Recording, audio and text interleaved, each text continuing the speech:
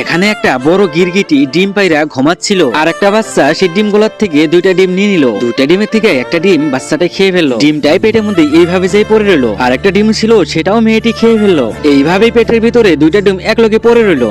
পেটের ভিতরে ডিম গোলা ফাইটা গিরগিটির বাচ্চা বাইর হইলো। এদিকে মেয়েটি অনেক জোরে কান্নাকাটি আরম্ভ করে দিল। দেখুন পেটের ভিতরে গিরগিটির বাচ্চাগুলা ডিম থেকে বাইর হয়ে এদিক ওদিক চাওয়া আরম্ভ করে দিল। অন্যদিকে বিলাইটি চিকরাচিকরি শুনে কাজ করা অবস্থায় দৌড়াই গেল। এইভাবেই দূর পাইতে যাইতেছে বালুর মধ্যে। অবশেষে মেয়েটিকে দেখেই বুঝতে পারলো যে পেট ফুলে গেছে, কিভাবে একটা অঘটন ঘটে গেছে। পাশেই ছিল উট, আর দৌড়াই গেল সেই উটটার পাশে। উটটার পাশে যাই বিতঙ্গ সব ঘটনা খুলে বললো। উটটা শোনা মাত্রই মেয়েটির পাশে দৌড়ে চলে আসলো। দৌড়ে আইসা মেয়েটিকে এইভাবে পিঠে তুলে নিয়ে দৌড়ে মেলা দিল আবার হসপিটালের দিকে। জায়গাটা ছিল মরুভূমি, বালুর রাস্তা, অনেক কষ্ট করে যাত্রা আরম্ভ করে দিল। এদিকে হসপিটালের ডাক্তারগণা শোনা মাত্রই অস্ত্রপাতি নিয়ে দৌড়ে বাইর হয়ে এটিকে নিয়ে অপারেশন থিয়েটারে রেখে দুইটা ডাক্তারে অপারেশন করলো। অপারেশন করে পেট থেকে দুইটা গিরগিটির বাচ্চা বাই করলো। দেখেই তো ডাক্তার অবাক হয়ে গেল। অন্যদিকে বিলাইটা আর উটটাই হসপিটালের বাইরে অপেক্ষা করতেছে যে মেয়েটি কখন সুস্থ হইয়া বাইরে আসে। তারপর মেয়েটি যখন সুস্থ হইয়া বাইরে আসলো তখন উটটি বিলাইটি আর মেয়েটিকে নিয়ে এইভাবে বাড়ি দিকে রওনা করে দিল। এইভাবে স্টোরিটা এখানে শেষ হয়ে গেল।